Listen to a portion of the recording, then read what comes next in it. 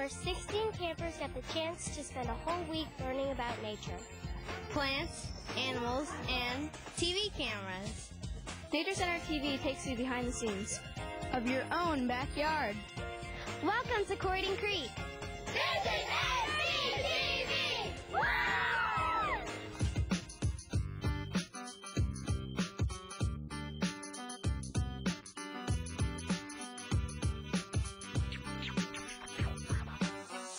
Hi, I'm Hannah.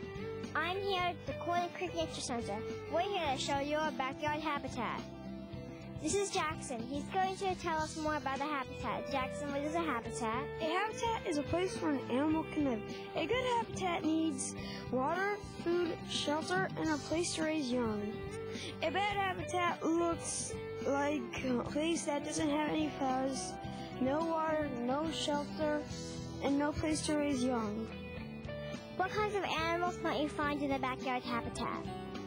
Snakes, birds, insects, amphibians, and small mammals. What kinds of plants might you see? Flowers, evergreen trees, oak trees, and dogwood trees. What are the steps to making a good backyard habitat? First, you need to plant flowers or bushes so the animals can eat. Make a pond so the animals can drink. Make a pot for shelter for smaller animals. Then make a cave for larger animals. And then make a place where the animals can raise their young. Thank you, Jackson. Now I'm going to talk to an expert. This is Ann Goodman. She is an expert on the backyard habitat. Why is keeping a backyard habitat so important? Keeping a backyard habitat is important because it's very good for the environment. Two of the basic components of a backyard habitat are plants and the insects that feed on them. These produce energy for the planet. Life would not be possible on the planet without plants and insects. It's important, though, that the plants be native plants that evolved in the region. These support native insects. A backyard habitat should discourage the use of non-native plants that would crowd out the good guys, so to speak. Why would you want animals in your backyard habitat? You would want them, like I said, to create a good environment. You want them that good environment. If you take care of it properly and use sustainable gardening practices, will contribute to the health of our water systems, our watersheds, and ultimately the Chesapeake Bay. In addition, the backyard habitat can be beautiful. It'll create entertainment for you watching the creatures in your backyard, and as I said, contribute to the health of our water supply. We need four things for animals in the backyard. We need food, water, a place to raise young, and a place for cover. And if you look around here, there's plenty of food. There are plants, there are feeders out and back, water in the creek, a place to raise young. There's a birdhouse over there, and there are lots of places and trees that the birds can go, and places to take cover for all the trees that you see around us. Also, we urge people to use sustainable gardening practices. So do things like have a mulch, compost, have a rain barrel. All of these things are done here. And what these do, they keep pollutants out of the watershed and out of, eventually, the Chesapeake Bay. If you're planning to make your own backyard habitat, here are some tips. Know what kinds of animals live in your area. Make sure your backyard habitat is big enough for the animals and your backyard habitat. Make sure your backyard habitat provides all the basic needs for an animal. Wow, I learned so much. Maybe I should put in a water supply in my backyard or bushes and trees so animals will be attracted to my backyard. Well, folks, all the time I have. Now let's turn it over to the water conservation team.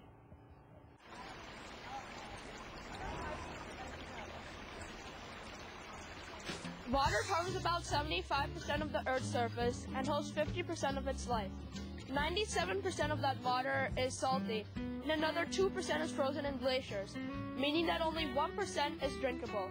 Since every single animal needs water to live, it is vitally important to conserve water. Let's talk to Theo now, who is with the snapping turtle, one of the thousands of species that lives in water. Thanks, Ishan. Here next to me is Pumpkin, the common snapping turtle. Pumpkin relies a lot on the water to do different things, such as eating and completing daily activities to survive. Unfortunately, if we don't conserve water, Pumpkin and other species like him will go extinct. Now, let's go to Ishan with some facts about watersheds.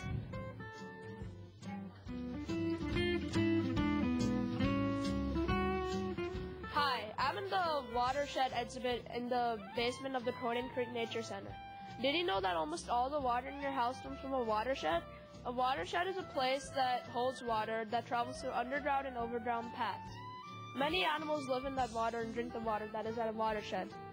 If that water in the watershed gets polluted, then all the animals that live and drink that water will die. And all the animals that hunt those animals will have no food. And if humans drink that water, they will get lung cancer, throat cancer, or even severe diarrhea. So it's very important to not pollute water. Let's go back to Theo, who is currently with the creek cleanup expert. Hi, here I am with Audra, the creek expert. So, what common types of trash do you find in the creek? The most common type of trash that people report finding in the creek are mostly recyclables, unfortunately, like recyclable plastic bags. We get a lot of reports of that. Recyclable bottles, things like that that could have easily gone out of the creek stream and into the recycling stream. Oh. So, how can we prevent pollution in the creek? Well, you can use proper receptacles. So if it's trash and you want to put it in the trash can, and again, if it's recyclable, go ahead and put it right in our recycling bins in Rockville. We recycle all sorts of things. If you see trash on the streets, you can pick that up because it makes its way into the storm drains, which eventually makes its way into our creeks, because our storm drains lead right to the creeks. And as things are blown through the street and off the sidewalk, they go right into the creeks and all the way down to the Chesapeake Bay. Well, that's good news that, we can recycle. So, final question is, how does pollution in creeks affect us? Well, like I said, everything that goes from our creeks, the 3 creeks we have in Rockville, the trash makes its way down to the Chesapeake Bay. So in that end, all of the fish and things like that might eat things that look like the trash pieces, like maybe some trash bags look like some delicious jellyfish. If they eat them, then they're not going to be able to digest it, and they're going to get very sick and probably die. So that's a big ultimate thing. But even here in our creeks, our smaller critters, things like the macroinvertebrates and fish, that may make a place where their home used to be nice and muddy or rocky. Some trash might get stuck up in there, and they wouldn't be able to live their lives as they normally would. And again, that ultimately affects the Chesapeake Bay, because all of the fish and insects that grow here in our creeks feed the fish farther downstream.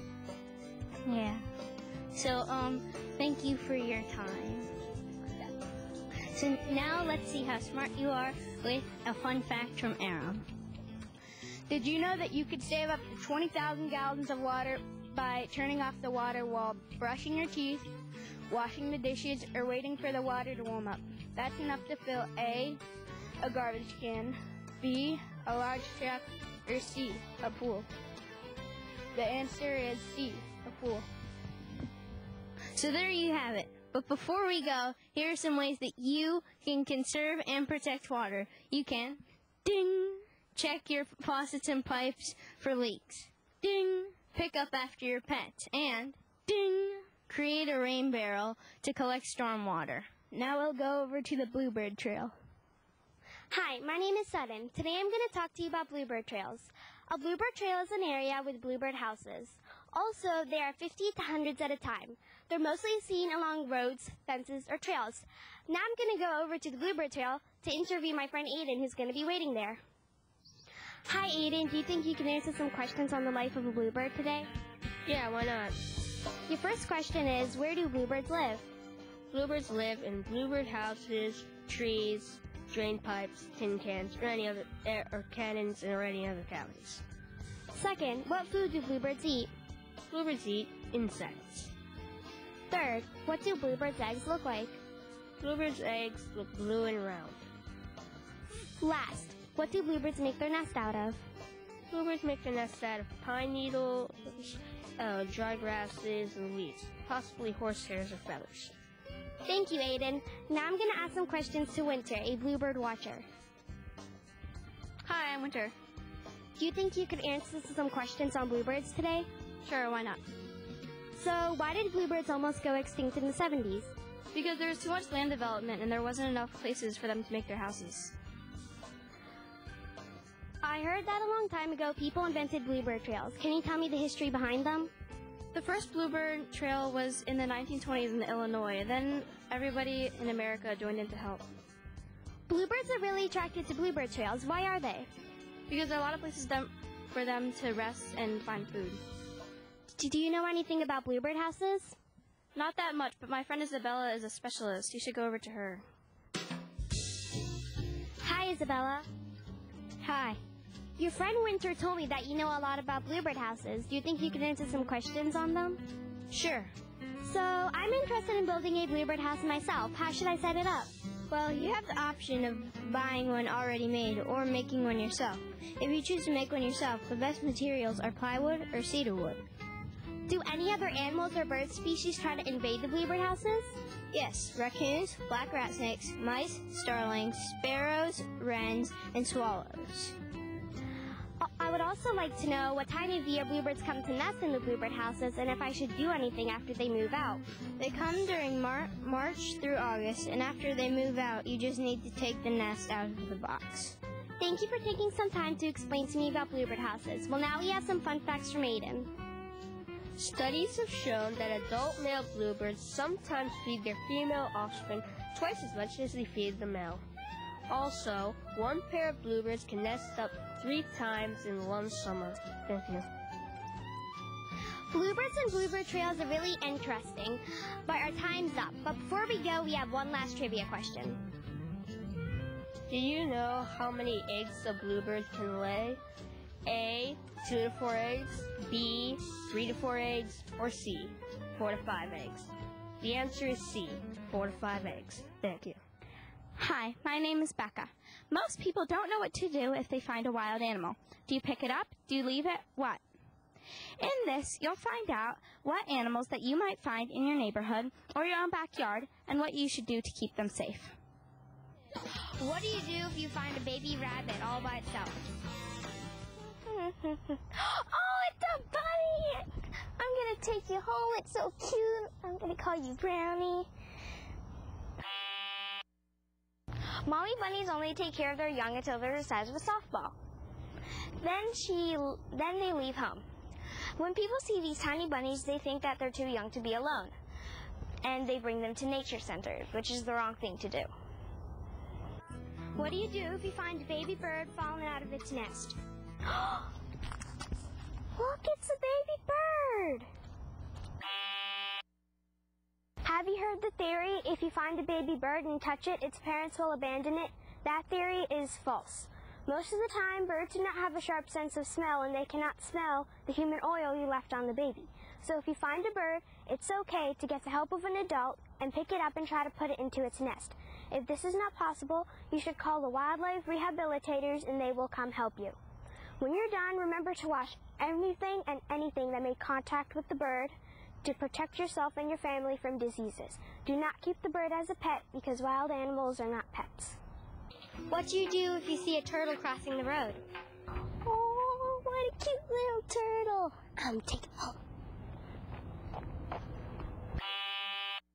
All turtles, especially box turtles, are very territorial. If you put a turtle in another turtle's territory, they will fight. The best thing to do is put the turtle on the other side of the road in the direction it was originally going. Remember, do not take the turtles home. They're not pets. And don't take them to nature centers. Nature's where they belong. Hi, I'm here with Melinda Norden, and I'm going to ask her a few questions. So, Melinda, how do you feel about people bringing wild animals they find to the nature centers? When people bring wild animals to the nature center, it is not a good idea. Wild animals should stay in the wild where they belong. And Melinda, how do you feel about people bringing, instead of the animals to the nature center, how do you feel about them bringing the animals to their homes? Wild animals are not pets. If you bring a wild animal home, you may not know how to care for it or what to feed it. So if you leave it out in the wild, it can find its food on its own. And one last question, Melinda, just a little bit of help. Do you know what to do if you find a coyote? If you see a coyote in the wild, the best thing that you can do is to make yourself look bigger and stronger and be loud. And whatever you do, do not run away from the coyote. If you see a baby deer, what do you do? A. Call the wildlife rehabilitator. B.